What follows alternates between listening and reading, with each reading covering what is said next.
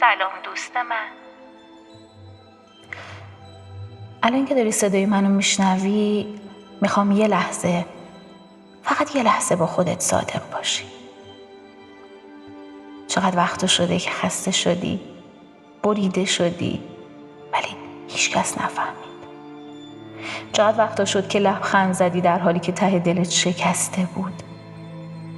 همین تو، آره خودت تو، همین تویی که شاید 1000 بار تنها گریه کرده، 1000 بار تنهایی توی خودش شکسته. تو یکی از قوی ترین انسان هایی هستی که دنیا به خودش دیده ها.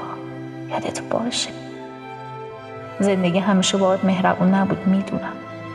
یه وقتایی یه ضربه هایی زد که نفست بند اومد، یه وقتایی یه دردایی بهت داد که انگار داری از درون فرو میرسی.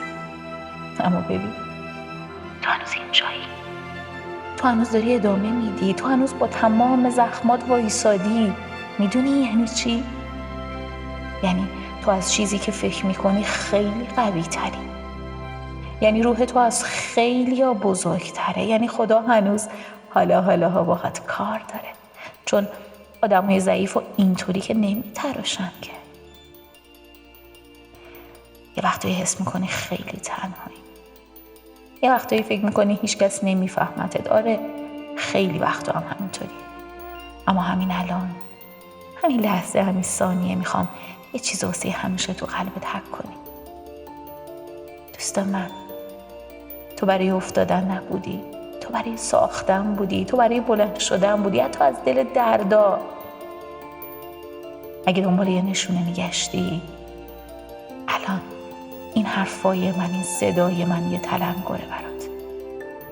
این همون تلنگره، این همون صداییه که بهت میگه بسه، وقتش زندگی تو از نو بسازی، نه فردا، نه وقتی شرایطت بهتر شد، نه وقتی همه چیز آروم شد. از همین الان، از همین جا، با همین چیزی که الان داری، با همین چیزی که الان هستی، یادت باشه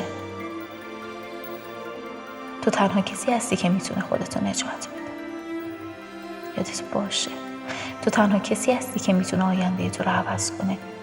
تو تنها کسی هستی که ثابت کردی هر چقدر هم زخمی بشی دوباره بلند شی.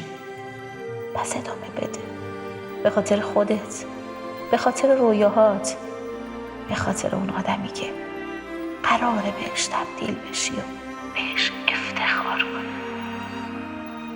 ادامه بده.